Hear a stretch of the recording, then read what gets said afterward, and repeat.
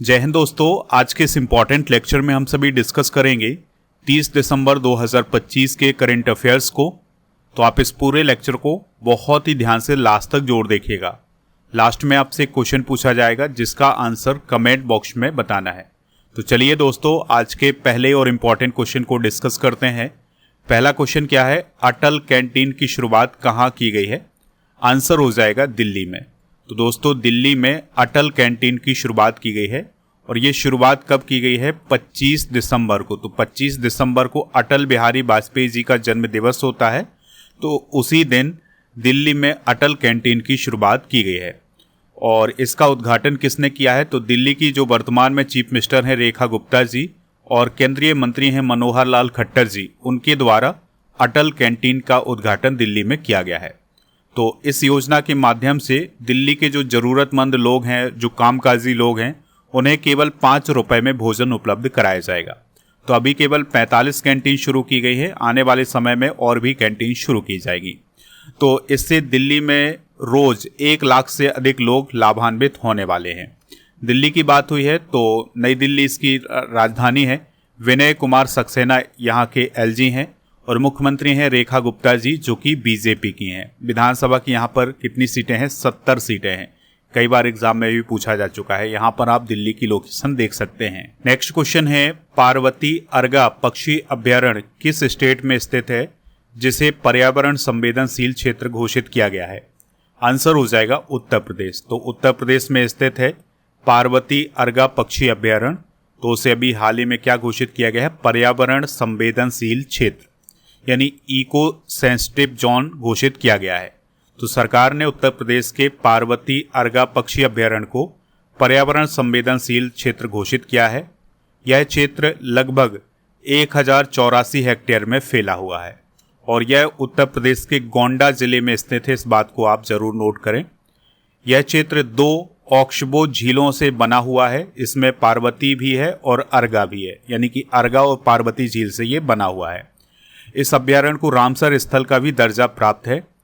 दोस्तों, अब ये जो अभ्यारण्य है ये क्यों फेमस है या इतना पर्यावरण के लिए संवेदनशील क्षेत्र क्यों है? तो इसके पीछे कारण है कि यहाँ पर प्रवासी पक्षी आते हैं। तो मध्य एशिया और तिब्बत से यहाँ पर प्रवासी पक्षी आते हैं, इसलिए इस क्षेत्र को पर्यावरण संवेदनशील क्षेत्र घोषित किया गया है। तो इसका उद्देश्य अभ्यारण्य और उसके आसपास की जो जैव विविधता है, बायोडाइवर्सिटी है, उसकी रक्षा की जाए। उत्तर प्रदेश की बात हुई है तो इससे रिलेटेड कुछ इंपॉर्टेंट करंट अफेयर्स डिस्कस करते हैं। तो उत्तर प्रदेश के गोरखपुर में भारत का पहला वन विश्वविद्यालय बनेगा और शशि प्रकाश गोयल उत्तर प्रदेश के नए मुख्य सचिव बने हैं। भारत की पहली विस्टाडोम जंगल सफारी ट्रेन उत्तर प्रदेश में शुरू की गई है। उत्तर प्रदेश में कल्याण सिंह नगर नाम का 76वां जिला बनेगा। महायोगी गुरु गोरखनाथ आयुष विश्वविद्यालय का उद्घाटन गोरखपुर में किया गया है। कानपुर में घाटमपुर ताप विद्युत परियोजना का उद्घाटन किया गया है। उत्तर प्रदेश की पहली डबल डेकर इलेक्ट्रिक बस का शुभारंभ लखनऊ में किया गया है। नेक्स्ट क्वेश्चन है, भारत का पहला स्वदेशी MRI स्कैनर किस कंपनी ने डेवलप किया है? आंसर हो जाएगा बॉक्सेल ग्रिड्स। तो भारतीय स्टार्टअप बॉक्सेल ग्रिड्स ने हाल ही में एक इंडिजीनियस MRI स्कैनर डेवलप किया है और इस मशीन की जो क्षमता है वो 1.5 टेस्ला की है और इसे Chandrapur cancer care foundation Nagpur के पास स्थापित किया गया है। दोस्तों, ये जो MRI मशीन है इसको पूरी तरह से भारत में ही डिज़ाइन किया गया है और इसका निर्माण भी भारत में ही किया गया है, इसलिए यह भारत की पहली MRI स्वदेशी मशीन है। दोस्तों, मशीन में लिक्विड हीलियम का उपयोग भी नहीं किया गया है, जिससे इसकी जो लागत है वो काफ़ी कम हो गई है। बाकी जो विदेशों में MRI मशीन बनती है उसमें लिक्विड हीलियम का उपयोग होता है, जिसके कारण उसकी कीमत बहुत ज़्यादा हो जाती है। अब जो भारत में MRI मशीन बनी है उसमें लिक्विड हीलियम का उपयोग नहीं किया गया है, इसलिए इसकी लागत भी कम हो गई है, यानी 40% सस्ती ये MRI मशीन बनाई गई है। 2025 में कुछ प्रथम घटनाएं डिस्कस करते हैं। तो पहला प्रदूषण नियंत्रण पोत समुद्र प्रताप भारतीय तटरक्षक बल में हाल ही में शामिल हुआ है। ओमान ने पहला पॉलीमर का 1 रियाल का नोट जारी किया है। एम्स विजयपुर परिसर में जम्मू कश्मीर का पहला जैन जी पोस्ट ऑफिस खोला गया है गूगल पे ने भारत में अपना पहला क्रेडिट कार्ड लॉन्च किया है।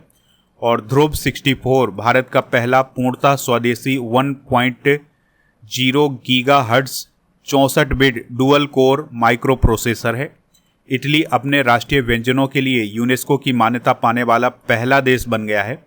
कोपरा जलाशय छत्तीसगढ़ का पहला रामसर साइट घोषित किया गया है। ऑस्ट्रेलिया की विक्टोरिया यूनिवर्सिटी 2026 तक गुरुग्राम में अपना पहला भारतीय कैंपस खोलेगी।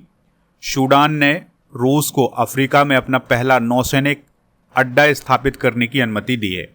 तो ये 2025 की हाल फिलहाल में हुई प्रथम घटनाएं हैं। अगला क्वेश्चन है, किस राज्य सरकार ने खासी और गारो भाषा को पाठ्यक्रम में शामिल करने की घोषणा की है? आंसर हो जाएगा मेघालय। तो मेघालय सरकार के द्वारा ये फैसला लिया गया है कि कक्षा 1 तक के बच्चों के पाठ्यक्रम में खासी और गारो भाषा को शामिल किया जाएगा। तो अब इस निर्णय के पीछे का उद्देश्य क्या है? तो बच्चों की सीखने की प्रक्रिया को सरल बनाना और उन्हें राज्य की स्थानीय संस्कृति से शुरुआती स्तर पर जोड़ना। ठीक है, यानी कक्षा 1 तक के बच्चों में गारो और खासी भाषा को जोड़ा गया है। दोस्तों, खासी भाषा की अगर हम बात करें तो यह मेघालय राज्य में बोली जाने वाली एक ऑस्ट्रो एशियाटिक भाषा है। इसके लगभग 10 लाख लोग हैं जो इसको बोलते हैं। मेघालय के कुछ जिलों में यह सह आधिकारिक भाषा का दर्जा रखती है। इसे मुख्य रूप से खासी जनजाति बोलती है। गारो भाषा की बात करें तो यह सिनो तिब्बती परिवार की तिब्बती वर्मन शाखा से संबंधित है।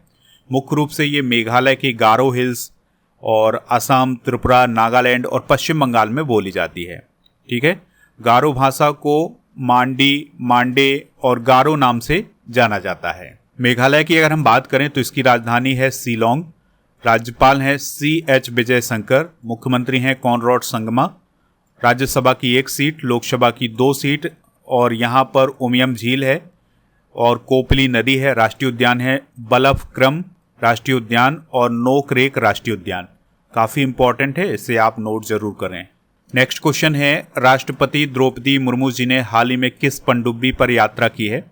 आंसर हो जाएगा INS बागसीर।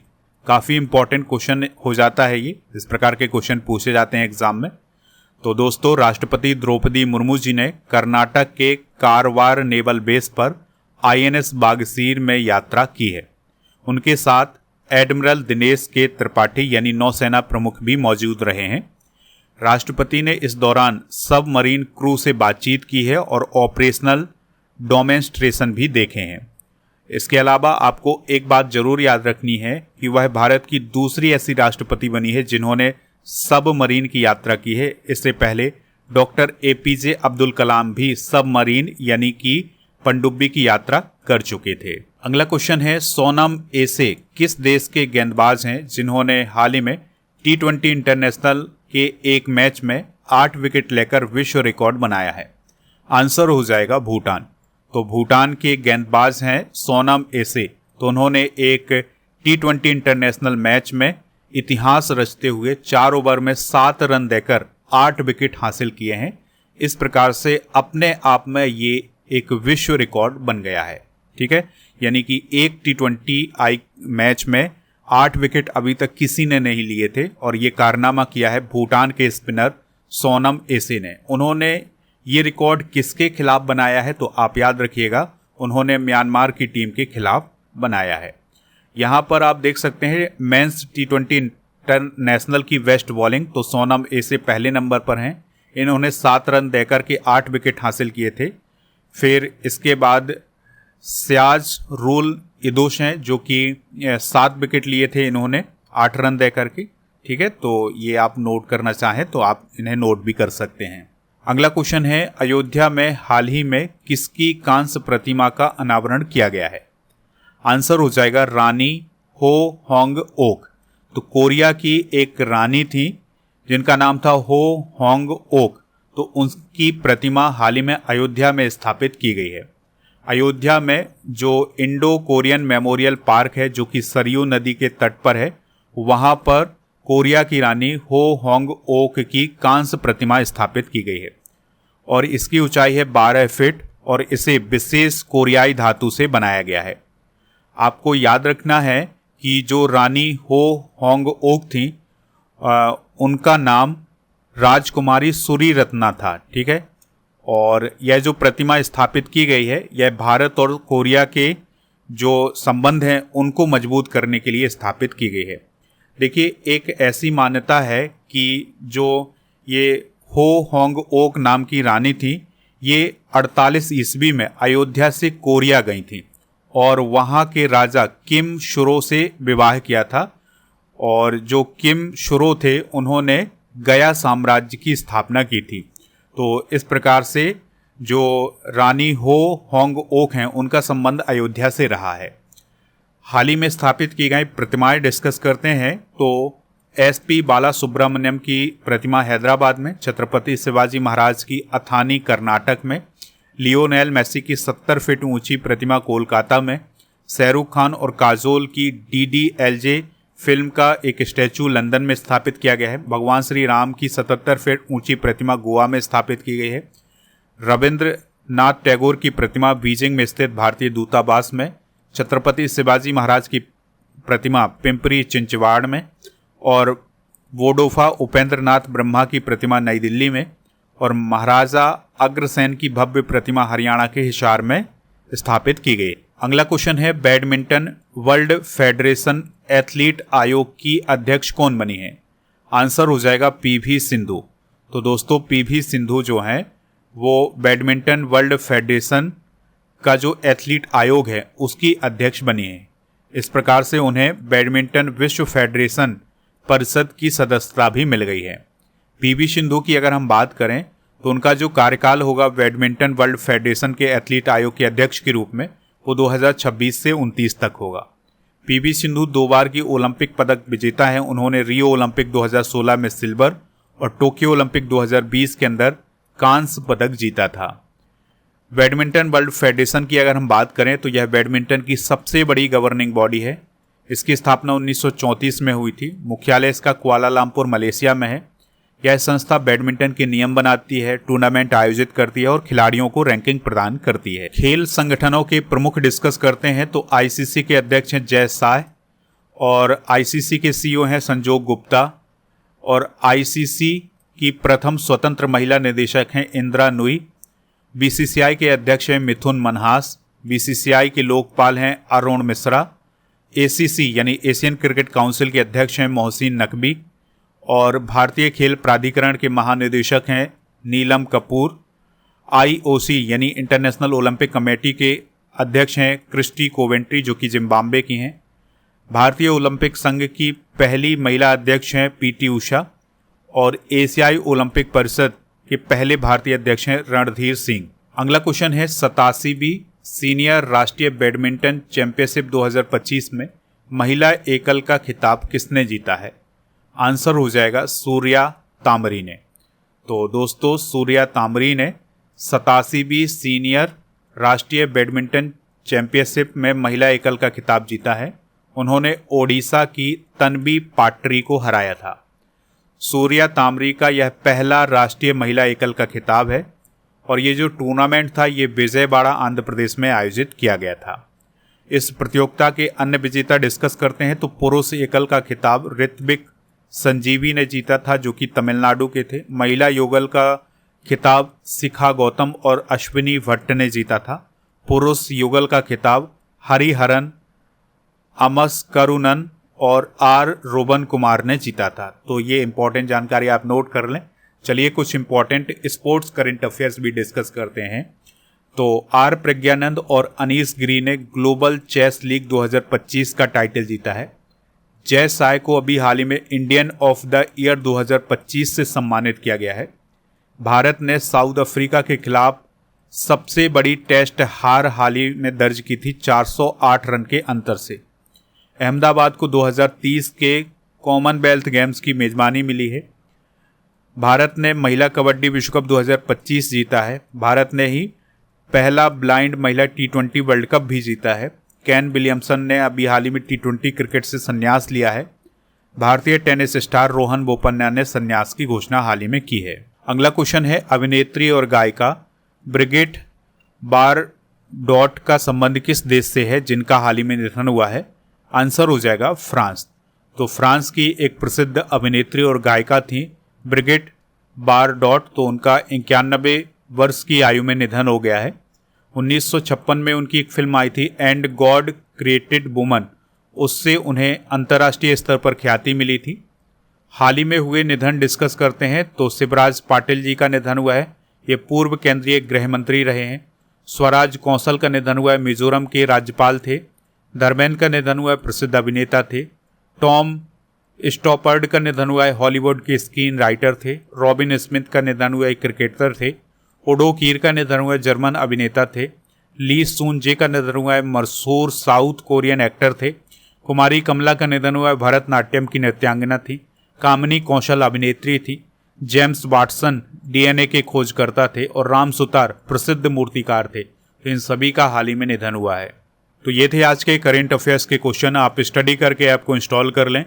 ऐप पर premium course, paid course, e book, test series, test pass, daily current affairs की पीडीएफ नोट्स, इन सभी के ऑप्शन मिल जाएंगे। टेस्ट सीरीज वाले ऑप्शन पर 12 महीने के करेंट अफेयर्स की टेस्ट सीरीज, 10,000 से अधिक जीके जीएस के जो क्वेश्चन है उसकी test series, computer special test, daily current affairs के टेस्ट, करेंट अफेयर्स का मॉक टेस्ट, ये सभी मिल जाएगा। ई बुक वाले सेक्शन पर मंथली करेंट अफेयर्स की ई बुक मिल जाएगी, हर महीने अपडेट होती है। ईयरली करेंट अफेयर्स की ई बुक भी आपको यहीं पर मिलेगी। और राजा गुप्ता सर का जो Arjun G S foundation batch है ये आपको प्रीमियम कोर्स वाले ऑप्शन पर मिलेगा। और इसी ऑप्शन पर मेरा भी जो लूसेंट जी के फाउंडेशन सीरीज वाला बैच है ये शुरू होने जा रहा है अगले साल यानी 2026 से। तो आप इसमें इनरोल ज़रूर करें और मुझे सपोर्ट कर सकते हैं इस कोर्स को, इस कोर्स से आप जुड़ करके, ठीक है। तो ये दोनों कोर्स आपको यहाँ पर मिलेंगे, इसको आप ज़रूर ज्वाइन करें। अगर आप राजा गुप्ता सर का कोर्स ज्वाइन करना चाहते हैं तो उसके लिए कूपन कोड यूज़ करें ईयर एंड 500, तो आपको इसमें छूट मिल जाएगी। 3 साल की इसकी वैलिडिटी है। और इस कोर्स के साथ फ्री 18,000 से अधिक topic by subject by test, और फ्री में आपको 12 महीने की जनवरी से दिसंबर तक की मंथली टेस्ट मिल जाएगा। 12 महीने की जो मंथली ई बुक है वो भी आपको हिंदी इंग्लिश दोनों मीडियम में मिल जाएगी। और अगर आप मेरा कोर्स ज्वाइन करना चाहते हैं तो उसके लिए आपको लूसेंट 500 कूपन कोड यूज करना है, तो आपको इसमें छूट मिल जाएगी। इसमें हम पूरी लूसेंट को कवर करने वाले हैं, तो आप इस कोर्स के साथ जरूर जुड़िएगा।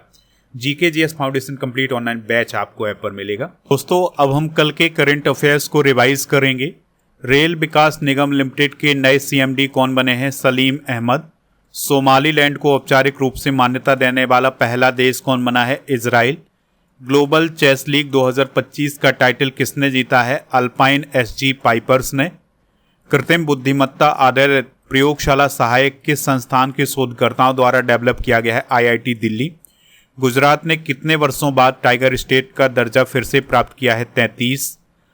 हाल ही में केंद्र सरकार ने किसे एडिशनल सॉलिसिटर जनरल नियुक्त किया है? देवेंद्र पाल सिंह, कनक मेडाला रविंद्र कुमार और अनिल कौशिक। खेलो इंडिया ट्राइबल्स गेम्स का पहला आयोजन किस राज्य में होगा? छत्तीसगढ़। भारतीय पुरातत्वविदों ने देश का सबसे बड़ा गोलाकार पत्थर का भूल भुलैया कहाँ खोजा है? महाराष्ट्र। परम रुद्र सुपर कंप्यूटर का उद्घाटन किस संस्थान में हुआ है? आईआईटी पटना। और रूस ने चंद्रमा पर विद्युत संयंत्र बनाने की योजना किस वर्ष तक पूरी करने का लक्ष्य रखा है? 2036 तक। आज के जनरल नॉलेज के पिटारे में महत्वपूर्ण वैज्ञानिक खोजें और खोजकर्ता वर्ष डिस्कस करेंगे। तो आर्किमिडीज का सिद्धांत आर्किमिडीज ने, एवोगाद्रो की परिकल्पना एवोगाद्रो ने, यूरेनियम की रेडियो एक्टिविटी हेनरी बैक्वेरेल ने, टेलीविजन की खोज जे.एल. वेयर्ड ने, और लोगेरिथम की खोज जॉन नेपियर ने, विद्युत चालक की खोज बेंजामिन फ्रैंकलिन ने, इस्पात लगाने की प्रक्रिया बेसेमर ने, कॉस्मिक किरणों की खोज R.A.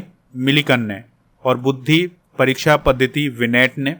इसके अलावा वनस्पति विज्ञान पर अनुसंधान कैकोग्राफ से J.C. वोस ने किए थे। द्रव ऑक्सीजन की खोज या थर्मस फ्लास्क की खोज डेबर ने की थी। थ्योरी ऑफ रिलेटिविटी की खोज आइंस्टाइन ने, और रेखा गणित की स्थापना यूक्लिड ने की थी।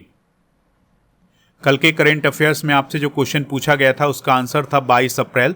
तो लगभग सभी लोगों ने इसका आंसर 22 अप्रैल बताया हुआ है। आज आपके लिए क्वेश्चन है, कार्लोस अल्कराज का संबंध किस देश से है? तो टेनिस के बहुत बड़े प्लेयर हैं कार्लोस अल्कराज, तो आपको बताना है कि उनका संबंध किस कंट्री से है। दोस्तों, आप स्टडी करके ऐप को इंस्टॉल करेंगे तो यहाँ पर आपको PDF, ई बुक सभी मिल जाएगा, ठीक है। और जो हमारी मंथली करेंट अफेयर्स की ई बुक होती है उसका पैकेज आपको मिल जाएगा, तो पैकेज प्राप्त कर सकते हैं मात्र 199 रुपये में। उसके लिए कूपन कोड यूज करना है पैकेज 100। टेलीग्राम चैनल ज्वाइन कर लें, यहाँ पर आपको PDF मिल जाएगी। GK GS की ये सभी ई बुक आपको ऐप पर मिलेंगी, तो इनको प्राप्त कर लें। 1000 स्टैटिक GK की PDF, 1000 topic wise current affairs की PDF आपको यहाँ पर मिल जाएगी, तो ये सभी प्राप्त कर सकते हैं। टेस्ट पास वाले ऑप्शन पर आपको 4000 से अधिक टेस्ट मिलेंगे 1 साल की वैलिडिटी के साथ।